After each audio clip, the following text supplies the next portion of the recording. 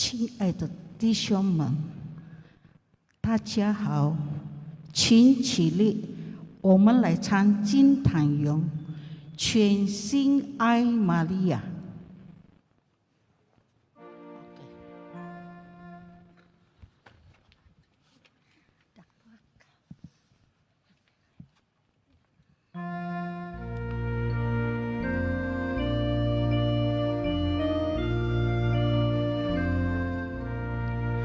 全心爱玛利亚，歌声赞美你，喜欢直到心，日欢声慕你，恒愿意从心里恭敬玛利亚。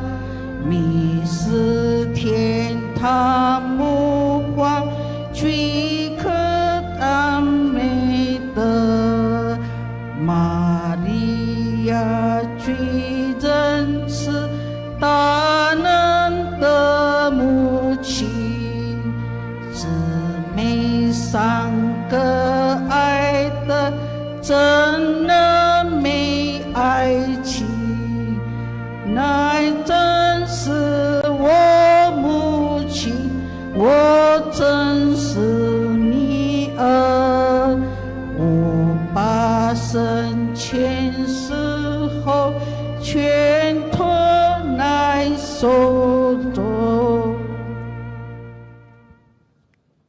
因父及子及圣神之名，阿门。愿天父的慈爱、基督的圣种、圣神的恩赐与你们同在，也与你的心灵同在。临终或去世的人，都将会留下遗言，希望所多传达信息的人能够严格谨慎地执行。同样，耶稣在离开门徒之前，他命令他的门徒遵守他的圣言，同时他只下圣灵来陪伴人，并给人的心灵带来平安和喜乐。Orang yang akan pergi jauh atau meninggal biasanya akan meninggalkan pesan sebagai wasiatnya. Harapannya agar yang dititipi pesan itu menjalankannya dengan ketat dan penuh ketelitian. Demikian pula Yesus sebelum meninggalkan para murid-Nya. Ia memberikan perintah agar murid-murid-Nya taat kepada firman-Nya, sekaligus Ia menganugerahkan Roh Kudus yang akan mendampingi serta membawa damai dan sukacita di hati. 各位家友，现在我们大家人最真正地主心神奇。我向全能的天主和各位交友承认，我是言行为上的过失，我罪，我的重罪。为此，恳请同真圣母玛利亚、天使、圣人和你们各位教友，为我们祈求上主，我们的天主。愿全能的天主救怜我们，赦免我们的罪，使我们得到永生。阿门。去连颂 Tuhan kasihanilah。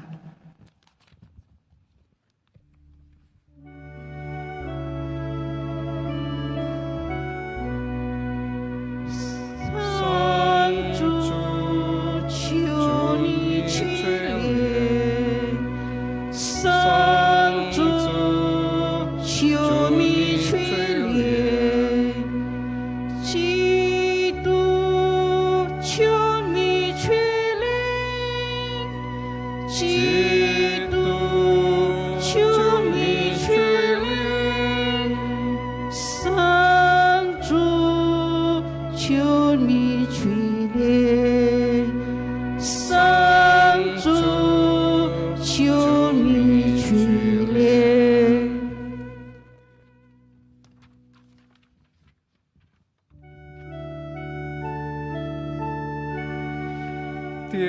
主在天受光荣。主爱的人在世享平安。主天主，天上的君王，全能的天主圣父，我们为了你无上的光荣，赞美你，称颂你，朝拜你，信仰你，感谢你。主耶稣基督，独生主，主天主，天主的羔羊，圣父之子，主民是罪者，求你去怜我们。主民是罪者，求你俯听我们的祈祷。走在圣父自由者，求你去怜我们，因为只有你是神的，只有你是主，只有你是至高无上的耶稣基督。你和圣神同享天主圣父的光荣。阿门。请大家祈祷。全能的天主，我们怀认真欢呼主基督光荣复活的佳节，求免许我们以信心所主罪孽敬主的终能表现在日常生活中。以上所求是高弥的子，我们的主天主耶稣基督，大和弥及生生永生永王。阿门。请坐下。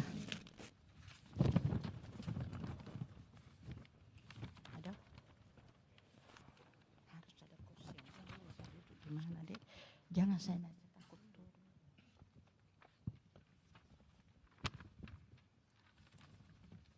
攻读中途大事录。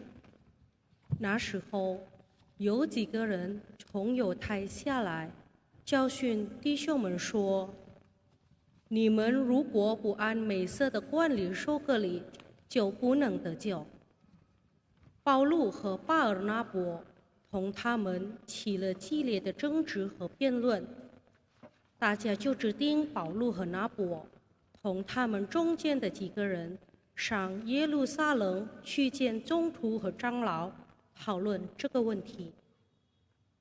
当时，宗徒、长老和全教会决定，从他们当中选出几个人，派他们与保禄和拿伯一同到安提约去。所派的就是别号巴尔撒巴的犹达和希拉，他们是弟兄中的领袖。他们所带去的信上说：“宗徒和长老弟兄们，向在安提约基、叙利亚和基利吉亚有外邦规划的弟兄们问安。我们听说有几个从我们这里去的人不是我们所派去的，说话扰乱了你们的心。我们一致同意，决定选派几个人跟我们可爱的拿伯和保禄到你们那里去。这二位为了我们主耶稣基督的名，已经把性命置之度外。我们派犹大和希拉一同去，他们要亲口报告同样的事。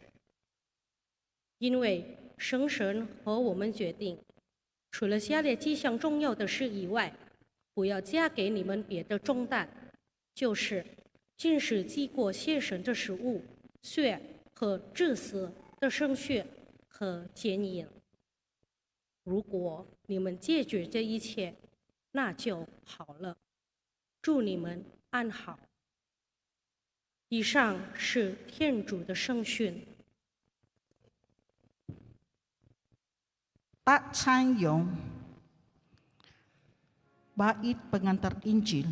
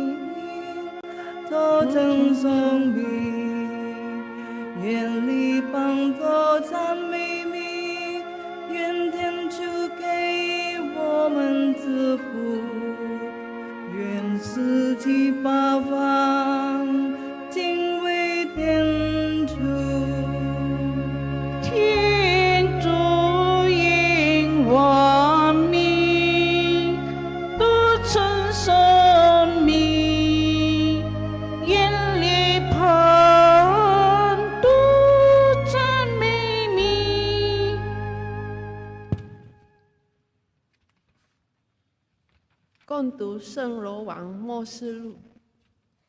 天使是我圣魂造把我带到一座又高又大的山上，将那从天上由天主那里降下的圣城耶路撒冷指给我看。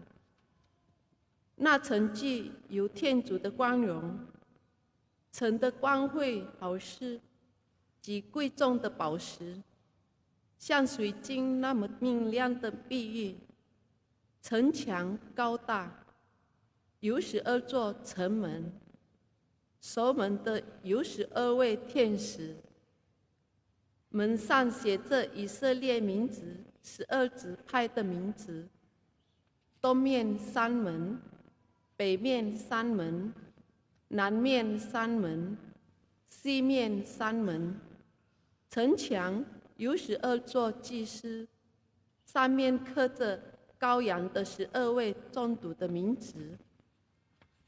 我没有看见城内有圣殿，因为上主全能的天主和羔羊就是城的神殿。那城不是要太阳和月亮光照，因为有天主的光荣照耀他，羔羊就是他的明灯。以上是天主的圣训。感谢天主，请起立。福音请丰富。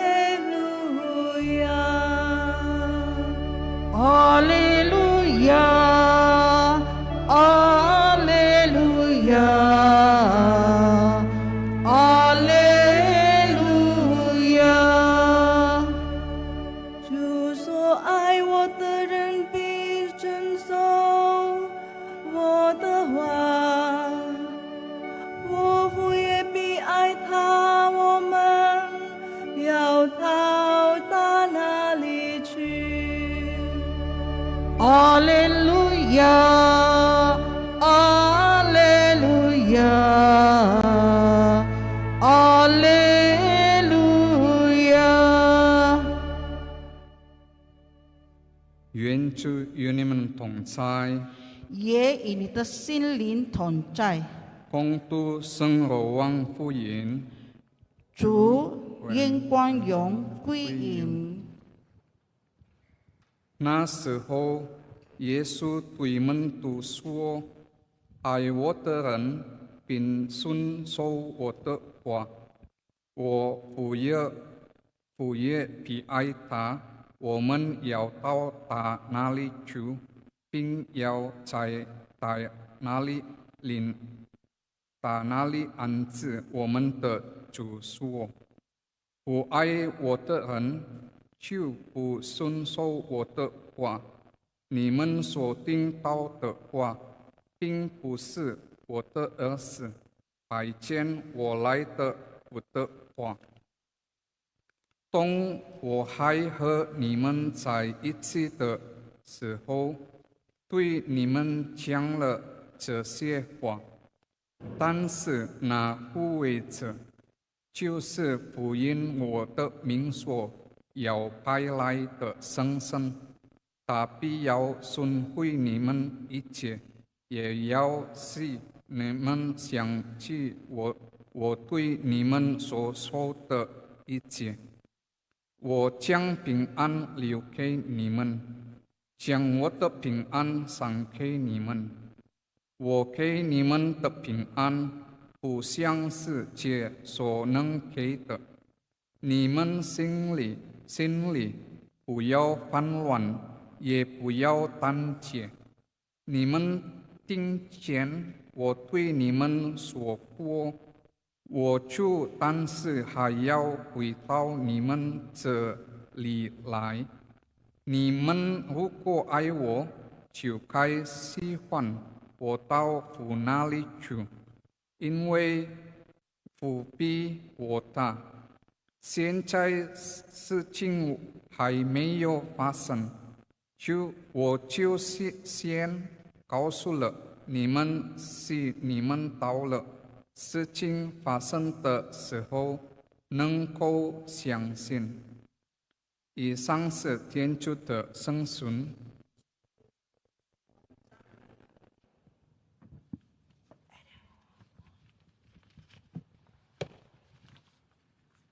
Saudara-saudari yang terkasih, Alkisah Santo Fransiskus ini dianggap salah satu santo yang cintanya kepada Allah sangat besar.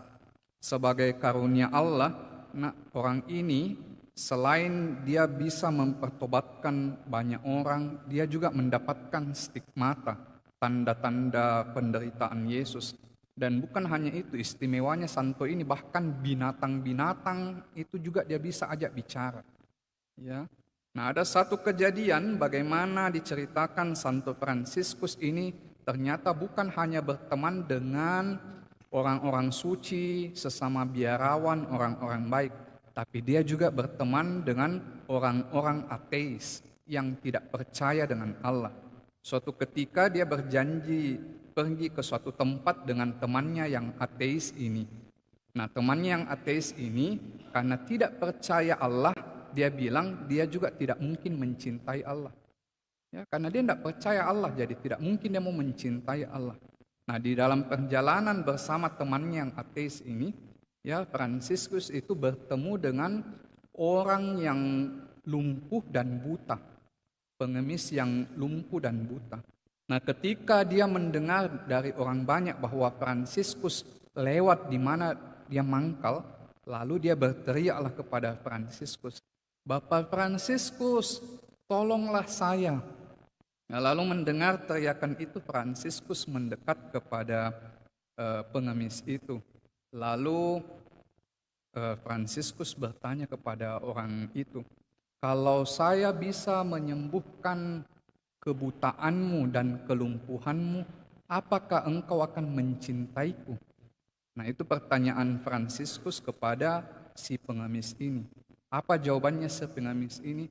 Dia bilang demikian, Bapak Fransiskus, kalau engkau menyembuhkan mataku dan menguatkan kakiku yang lumpuh ini, aku bukan hanya akan mencintai engkau, tapi aku akan menjadi hambamu seumur hidupku. Nah, itu jawabannya si pengemis itu. Lalu Fransiskus bicara kepada temannya yang ateis ini. Teman, kau dengar ini jawabannya si pengemis ini. Kalau saya bisa menyembuhkan kebutaan dan juga menguatkan kakinya dari kelumpuhannya, maka dia bukan hanya akan mencintai saya, tetapi bahkan dia mau menjadi hambaku seumur hidupnya.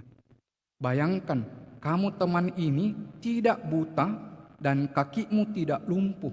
Ya, bagaimana mungkin kamu menolak itu? Lihatlah orang ini. Ya, itu kasih karunia Allah sudah kau alami. Orang ini bahkan mau jadi hambaku. Lalu karena pertanyaan Fransiskus itu ke teman yang ateis ini, itu ternyata selalu terngiang-ngiang di dalam hati teman yang ateis ini, dan pelan-pelan peristiwa itu mempertobatkan teman yang ateis ini untuk pelan-pelan ikut juga Yesus. Renmen fu chongming ling de dongqi duo zhong duo yang hai si men 可能会服从，因为他们害怕说的惩罚人们变得顺从的另一个原因是他们想要获得我的奖励。我知道做球会经历早生，是因为我希望我的愿望能被天主实现。如果愿望没有实现，信仰就会动摇，人们往往会离开天主。也有些人服从是为了让人感到他们并获得赞美，不过是这样赞美和感知只会带来虚假的内心满足，为现在有人们会变得虚伪。Ada beragam motivasi orang menjadi taat pada perintah Allah. Anak-anak mungkin takut karena hukuman. Ada alasan lain juga orang menjadi taat karena ingin mendapatkan hadiah. Misalnya orang berdoa, orang novena, orang ikut ziarah, ya berharap supaya keinginanku dikabulkan oleh Tuhan.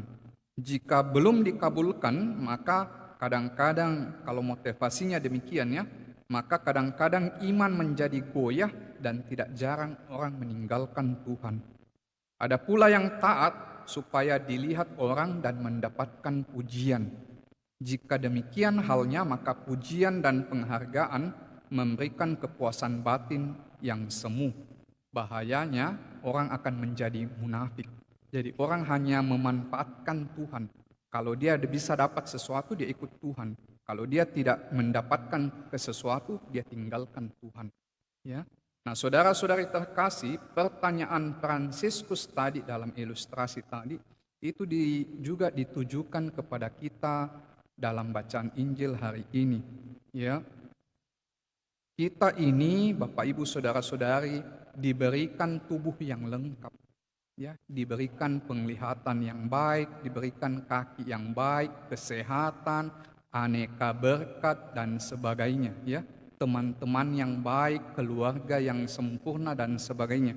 Nah, harusnya semua berkat itu menjadikan kita seperti jawaban sang pengemis itu, kita semakin percaya dan mengasihi Tuhan. Ya, dalam bacaan Injil hari ini, ya, dikatakan bahwa kalau kita mengasihi Tuhan, maka kita hendaknya mendengarkan perintah-perintahnya. Nah, pertanyaannya perintah yang mana? Perintah dari Allah itu sudah jelas terangkum dalam 10 perintah Allah.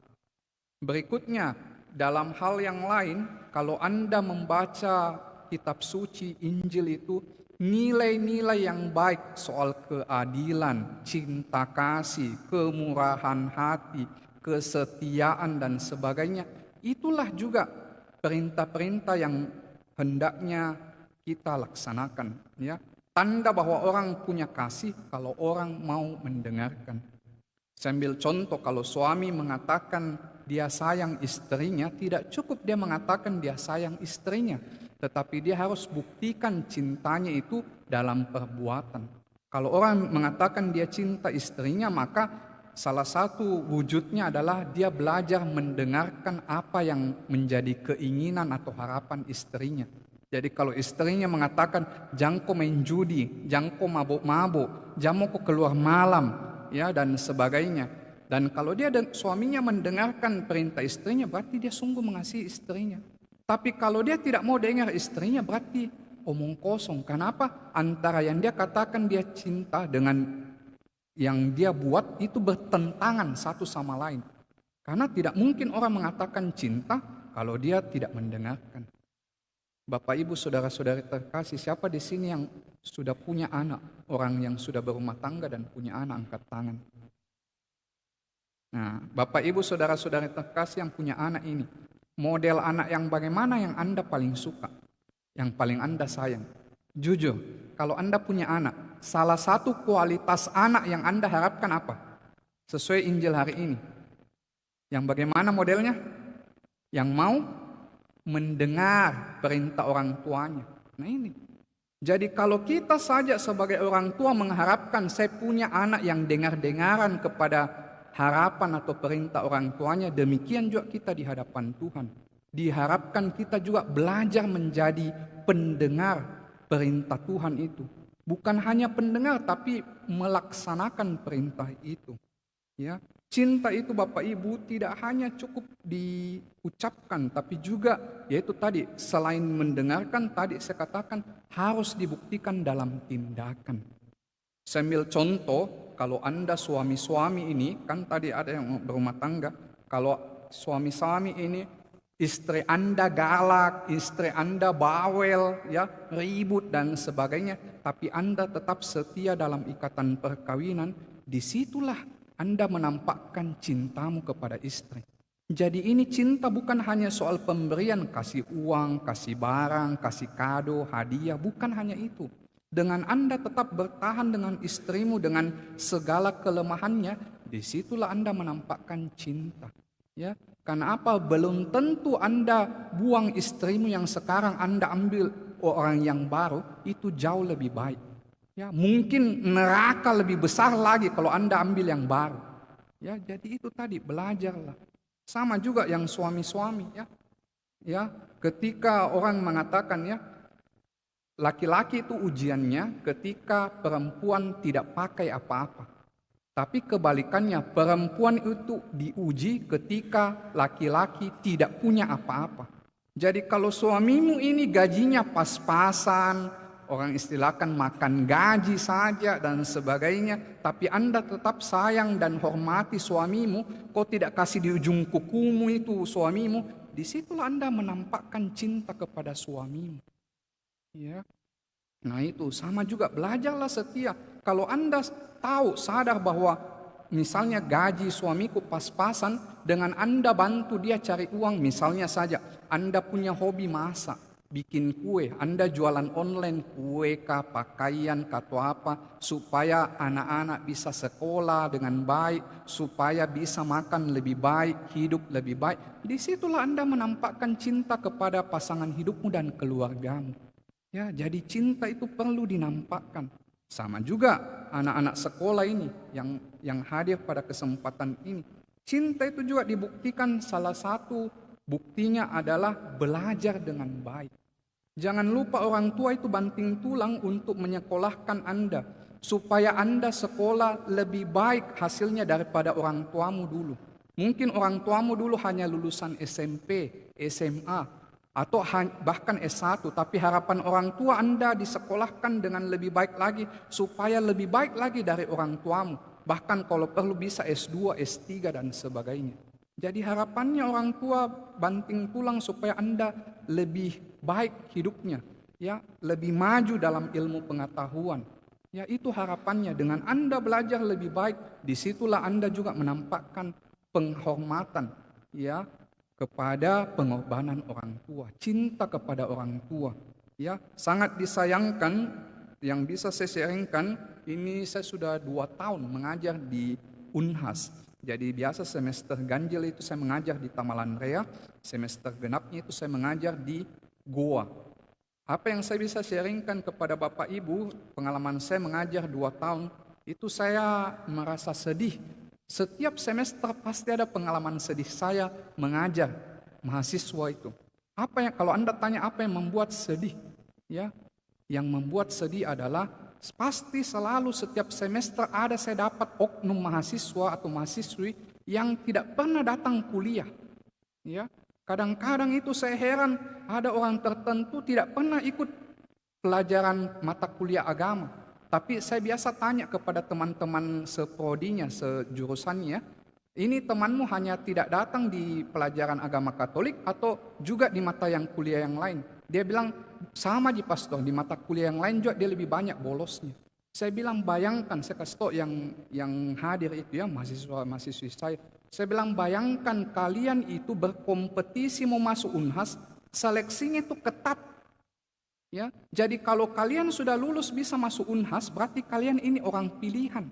Tapi yang saya kecewakan dan bikin saya sakit hati, walaupun kau bukan anakku ya, tapi saya juga kasihan dan sakit hati. Setelah kau lulus, kau sia-siakan itu. Kau tidak pernah datang kuliah dan sebagainya. Bahkan saya bilang mungkin kalau kau memang tidak mau kuliah, ada mungkin banyak orang yang mau menggantikan posisimu untuk bisa kuliah di Unhas.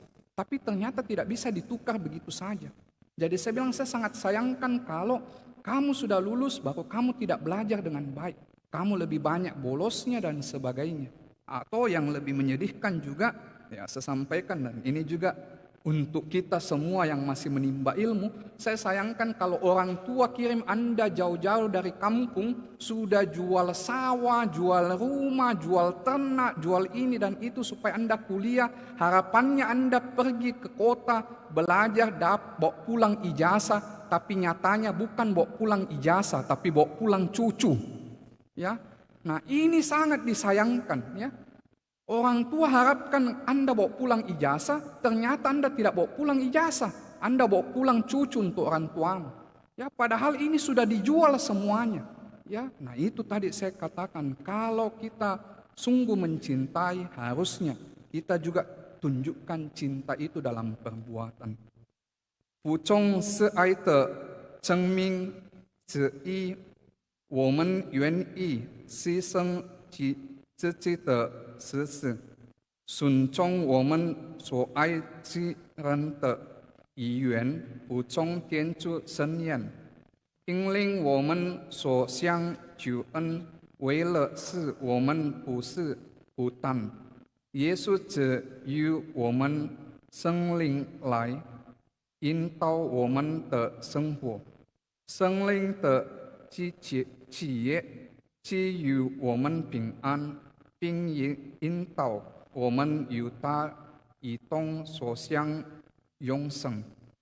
这里所说的平安，是指我们内心思想和生活方式的平安，在神的圣事中，我们所要与他人的结和平，使我们彼此在心中接受和平是准。Ketaatan adalah salah satu bukti kasih. Kalau kita rela mengorbankan keegoisan kita lalu menuruti kehendak Dia yang kita kasihi, taat pada firman Allah mengarahkan kita pada keselamatan. Agar kita tidak menjadi sebatang kara, maka Yesus menganugerahkan Roh Kudus yang akan menuntun hidup kita. Warisan Roh Kudus itulah yang akan memberikan damai sejahtera yang menuntun kita menuju hidup yang kekal bersamanya. Damai yang dimaksudkan adalah damai di hati, di pikiran dan dalam pola hidup kita. Dalam Ekaristi kita diajak berdamai dengan sesama agar layak menerima Sang Raja Damai di dalam hati kita. Bapak, Ibu, Saudara-saudari terkasih, dan akhirnya untuk menjalankan kasih itu memang bukan hal yang mudah, tapi bukan juga sesuatu yang mustahil. Kita diajak untuk mencoba melakukan, bukan hanya mendengarkan. Dan kita mohon semoga dengan tuntunan Roh Kudus kita dapat menjadi pelaku-pelaku firman Allah yang hidup. Tuhan memberkati kita. 请起立，心经，mari kita berdiri, syahadat para rasul. 我信信全能的天主父，天地万物的创造者，我信父的唯一子，我们的主耶稣基督。我信他因圣神降临，如同这玛利亚诞生。我信他在比拉多之真实门廊，被钉在十字架上，死而安葬。我信他下降阴府，第三日从死者中复活。我信他升了天，坐在天主的右边。我信他要从天降来，审判生者死者。我信圣神，我信圣而共教会，诸圣的相通。我信罪过的10年，我信肉身的复活，我信永恒的生命。阿门。亲爱的兄弟姐妹们，耶稣基督在爱的中建立他的教会，是人人晓得。接近爱就是享受主的爱，并且也要以爱待人。现在我们同声祈祷，请为全教会祈祷，求主赐给他有能力的见证人，以支持天国在世的发展。我们同声祈祷，求主父听我们。请为圣父做人的交友祈祷，求主赏赐他们坚强的意志和责任心，克服种种阻碍，使基督的爱在人群中发扬光大。我们同声祈祷，求主父听我们。请为政府各级首长祈祷，求主赏赐他们基督的爱和智慧，尽心服务，好使国家安定，人民康乐。我们同声祈祷，求主父听我们。请为我们堂区的教友祈祷，求主赏赐他们造人的智慧，使他们的心不寄托在短暂的财富上，而要追求永远不朽的保障。我们同声祈祷，求主父听我们。全能的天主父，全能的天主圣父，我们有幸认识你的圣子，求你恩赐我们借着他的光照，以爱的友善心，将人们带领到你带家。以上所求是靠我们的主基督。阿门。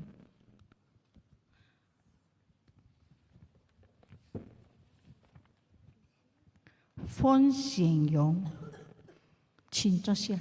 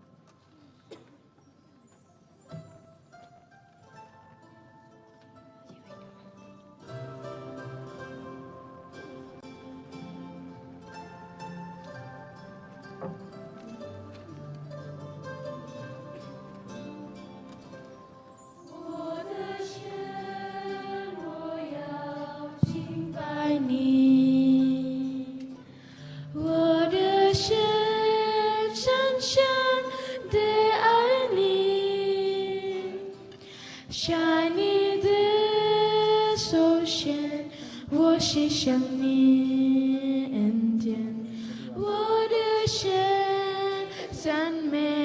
敬拜你。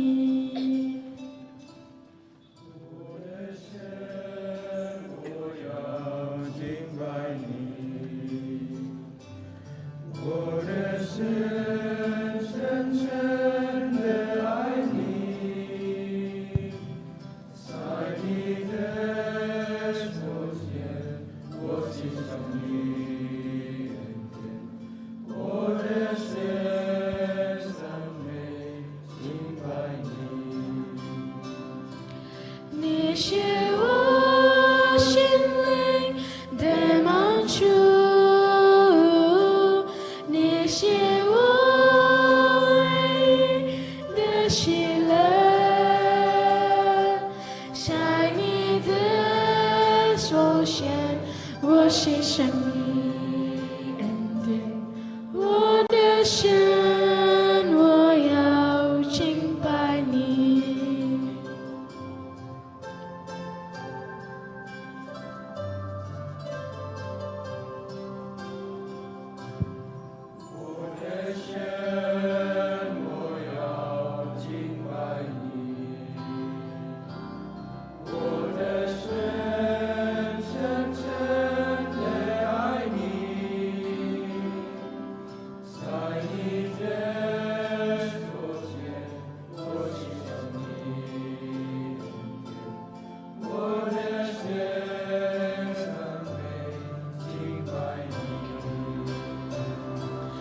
你是我心灵的满足，你是我唯一的喜乐，在你的手下，我献上你恩典，我的神，我要敬拜你。你是我心灵的满足，你是我唯一的喜乐，在你的手下，我献上你恩典，我的神，我要敬拜你。我的神，我要敬拜你。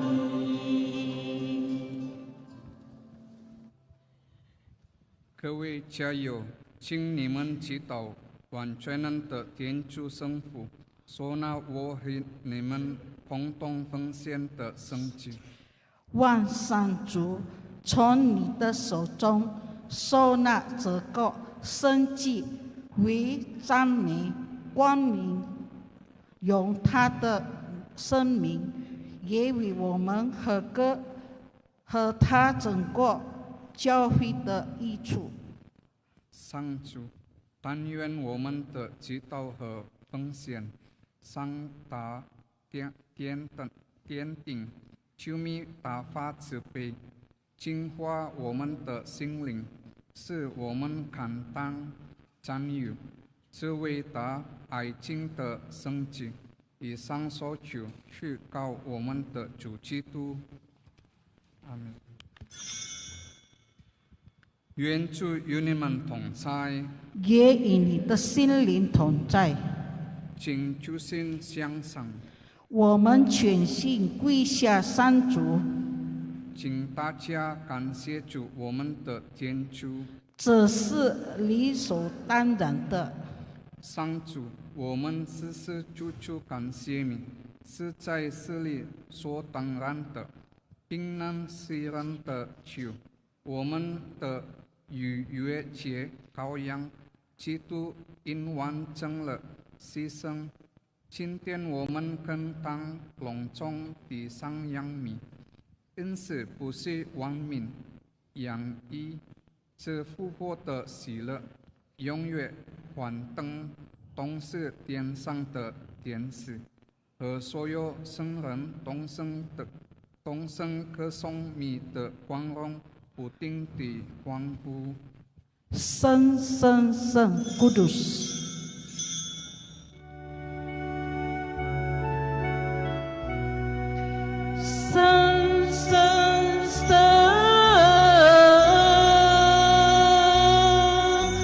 神主魂有的路，你的光荣充满天地，仿佛之神响彻云霄，奉主名而来的，当受赞美，仿佛之神响彻云霄，奉主名而来的，当受赞美。上主，你实在是神圣的，你是一切生的根源。因此，我们来到你台前，又不是教会共同庆祝本周的第一天。基督总是这送复活的日子，你已告诉他，是到坐在你的右边。我们高大的名恳求你拜见神圣，生化这些礼品，是成为我们的主耶稣基督的身体圣血。他甘愿舍身受那些，拿起面饼，感谢了分开，交给他的门徒说：“你们大家拿住吃，就是我的身体，将为你们而牺牲。”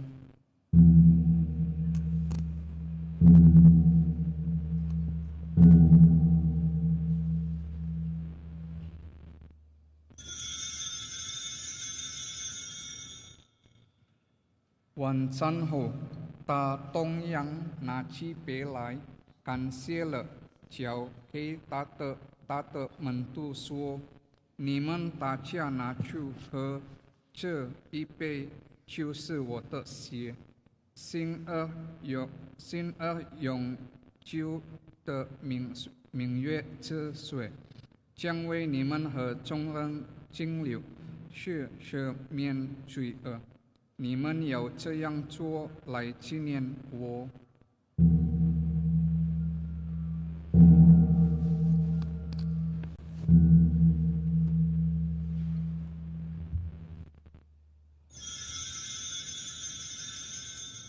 信德的奥迹，基督，我们传播你的圣事，我们歌颂你的福和，我们期拜你光荣的来临。上主，因此我们纪念基督的生死与复活，向你奉献生命之粮，救恩之杯，感谢你是我们的在你台前是分米，我们恳求你是我们分享基督的身体圣血，并因生生合而为一。上主，求你纪念不死的教会，是你的是你协同我们的教宗梁十四，我们的主教梵几各，有所有主教以及全体圣事人员，都在爱的中里去完善。求你也纪念怀着复活的希望而安息的兄弟姐妹，并求你纪念我们的祖先和所有主世的人，使他们相见你光辉的生荣。求你纪念我们众人，是我们的有天主之母东正荣福玛利亚，主圣中度，以致米所喜爱的历代圣人圣女共享永生，并许我们借着米的圣子耶稣基督赞美米、宣扬米。全能的天主圣父，一切崇敬和荣耀借着基督协同基督在基督内，并联合圣神都归有你，直到永远。阿门。我们既顺从主的顺势，有正所达的祈祷，才感唱。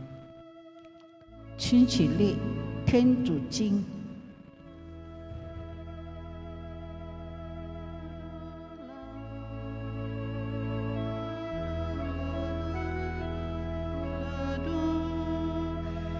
我们的天父，愿你的名受显扬，愿你的国来临，愿你的旨意奉行在人间，如同在天上。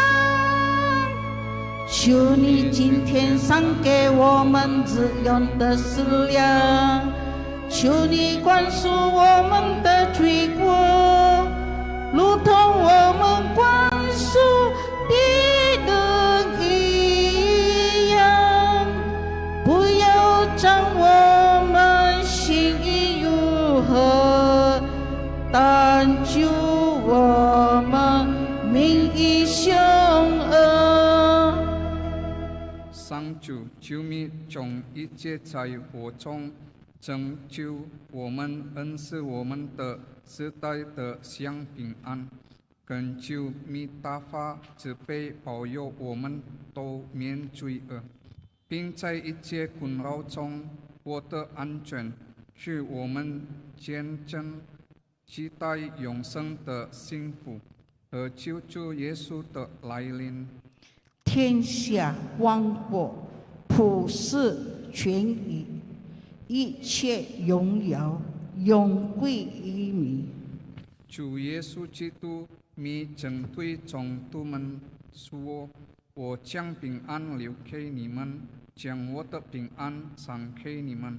求你不要看我们的罪过，但看你教会的新的平安照密的生意，使教会安定团结，你是天主永生永王。”阿门。愿主的平安将与你们同在，也与你的心灵同在。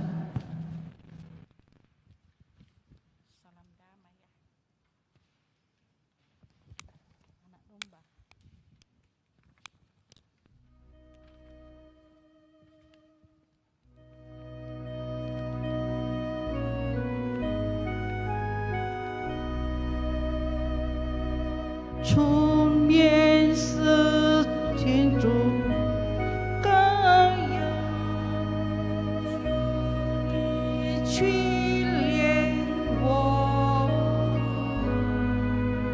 出面是天主羔羊，求你去怜我们。出面是罪的天主羔羊，求你赐给我们平安。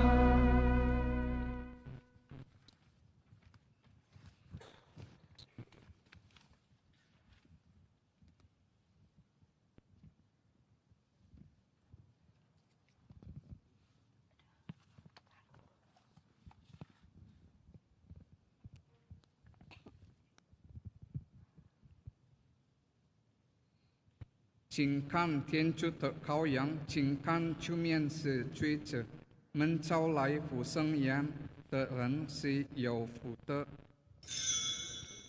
主，我担不起，你到我心里来，只要你说一句话，我的灵魂就痊愈。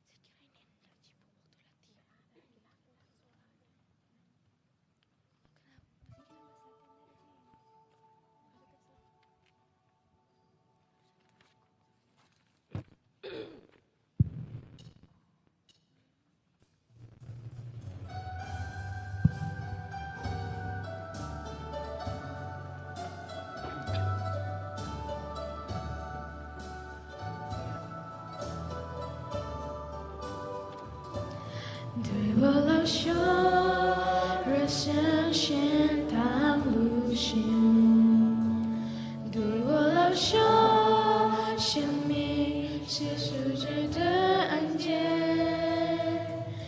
真我不要浪费，是只有你的一切，趁我当中要有感恩的心。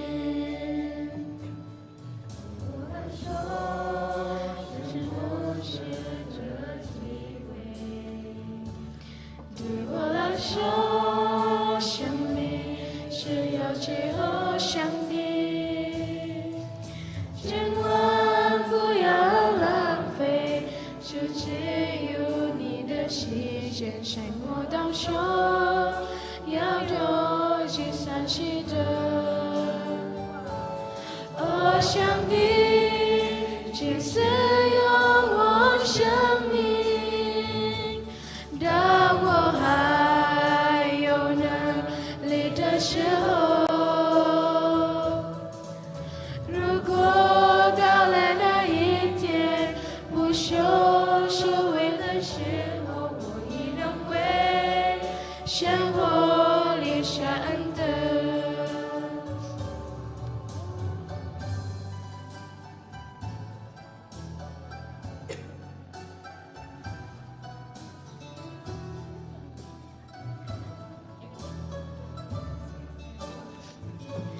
对我老朽，让我这个机会。对我老朽，生命是要最后上帝，千万不要浪费，是只有你的时间，生活当中要多最想知道。哦，上帝，真正有我生命，当我还有能力的时候，如果到有那一天不修修为的时候，我也能为生活留下恩德。上帝，请赦用我生命，当我还有能力的时候，如果到了那一天不修修为的时候，我已能为生活留下恩德。生活留下恩德。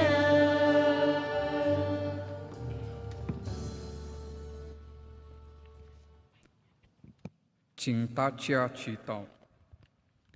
全能永生的天主，弥基基督的复活，有恢复了我们活出永生的权利，求你将这生命质量所蕴藏的胜利倾注在我们心中，让这愉悦生死在我们身上，借主封锁的果实。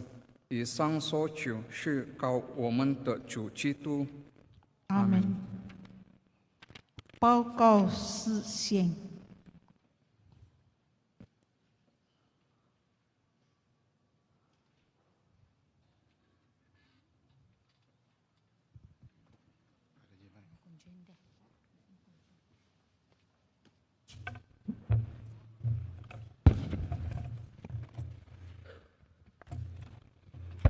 Selamat pagi, Pastor, Bapak Ibu, adik-adik sekalian.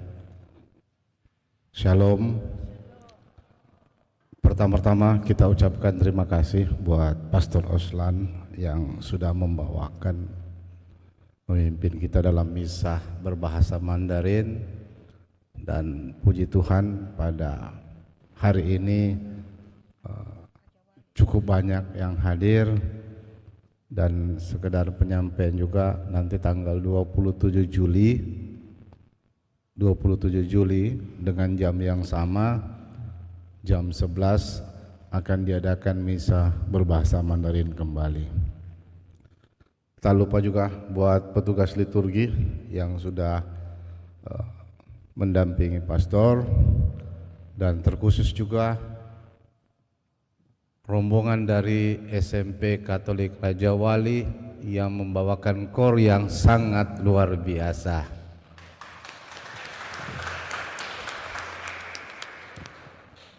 Didampingi oleh para bapak dan ibu guru yang dikomando oleh Pak Adelbertus ya.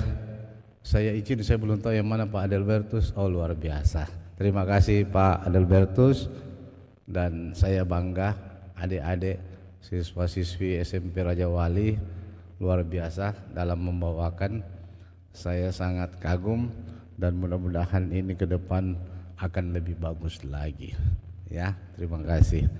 Dan sekali lagi saya ucapkan terima kasih juga terkhusus juga buat para umat yang bisa hadir pada siang hari ini, dan mudah-mudahan tanggal 27 Juli bisa hadir lagi dan membawa keluarga lebih banyak atau kerabat lebih banyak lagi. Sekali lagi terima kasih Pastor. Umat sekalian, terima kasih SMP Raja Wali. Tuhan memberkati. Amin.秦启立、李成勇，愿主与你们同在，也与你的心灵同在。愿全能的天主、圣父、圣子、圣神降福你们。阿门。弥撒礼成，感谢天主。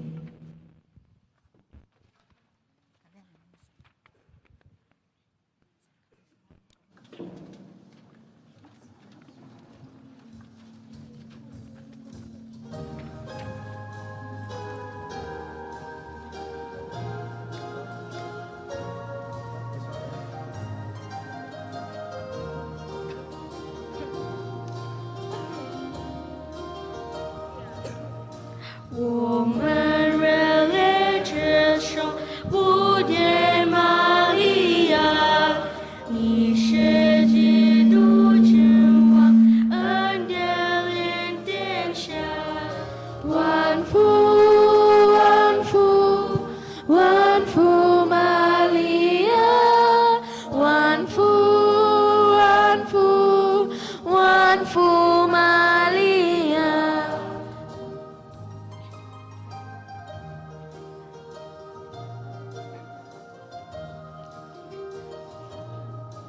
我中天使之母，是指我相信，天高照日历神，上主向光荣，万福万福万福玛利亚，万福万福万福玛利亚。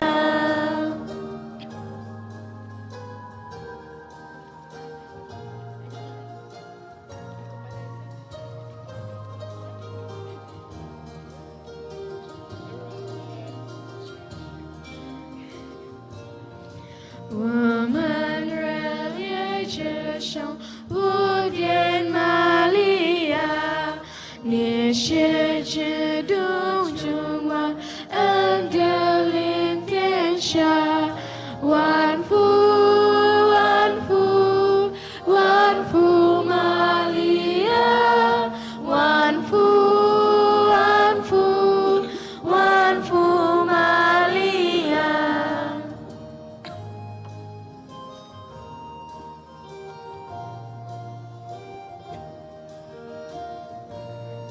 我中天使之母，是指我相信，天高照日临神，上主将光荣，万福